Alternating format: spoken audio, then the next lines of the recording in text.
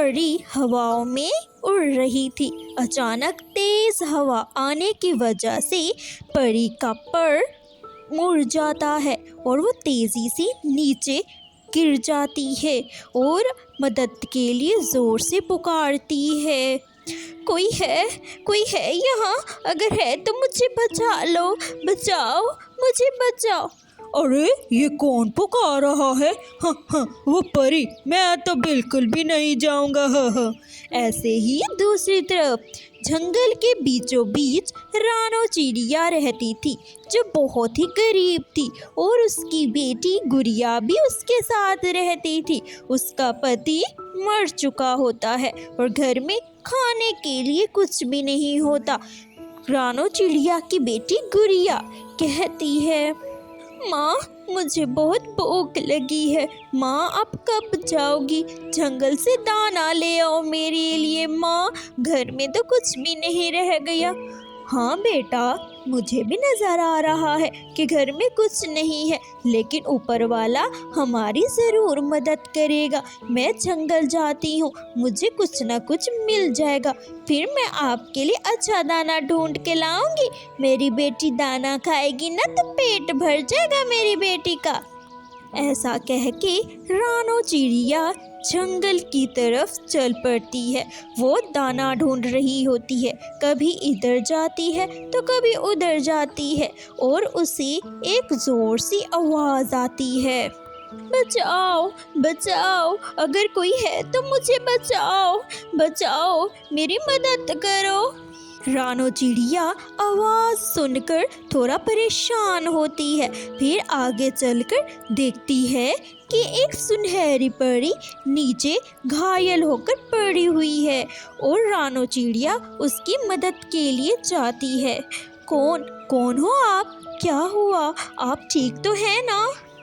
हाँ, मैं ठीक हूँ, लेकिन मैं हवा में उड़ रही थी, मेरा पर मुड़ गया और मैं नीचे गिर गई। मेरे पंखों में बहुत दर्द हो रहा है, क्या आप मेरी मदद करेंगी? हाँ हाँ, क्यों नहीं, चलो आप मेरे घर चले। मेरा घर छोटा है लेकिन मेरा दिल बहुत बड़ा है। आओ आओ, मैं आपको अपने घर ले चलती हूँ। तुम तो बहुत अच्छी हो, मैंने मदद के लिए बहुत पुकारा लेकिन कोई भी ना आया। मैंने देखा वहाँ पे सामने एक काला कौवा बैठा है, लेकिन उसने मेरी एक बात भी ना सुनी। तुम बहुत अच्छी हो, तुमसे मिलकर मैं बहुत बहुत बहुत मुझे अच्छा लग रहा है। चलो तुम मुझे अपने घर ले चलो, मैं बदले में तुम्हारी खूब मदद करूँगी। ऐसा कह के रानो चिड़िया उस परी को अपने घर ले आती है और उसकी बेटी भूख से मर रही होती है। मम्मा, मम्मा, ये कौन है? ये तो परी आंटी लग रही है। मम्मा, लेकिन आप मेरे लिए दाना नहीं लाई। मम्मा, मुझे बहुत भूख लग रही है। मम्मा, आप जाओ, पहले मेरे लिए दाना लेके आओ। रानो परी को घर बिठाकर खुद भागी भागी जंगल की तरफ जाती है और परी वहाँ पर बैठ के सुकून करती है और उस बच्ची से बातें करती है। ऐसे ही रानो चिड़िया को एक पेड़ नजर आता है जो मीठे मीठे अमरूद लगे हुए होते हैं। रानो चिड़िया अमरूद तोड़कर जल्दी अपने घर भागती है। एक अमरूद परी को देती है और दूसरा अमरूद अपनी बेटी को देती है।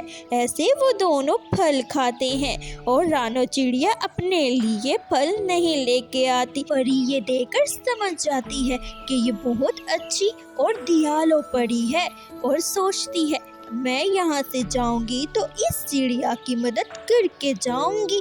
ऐसे ही थोड़ी देर बैठ जाती है और बातें करते हैं और परी का जाने का वक्त हो जाता है।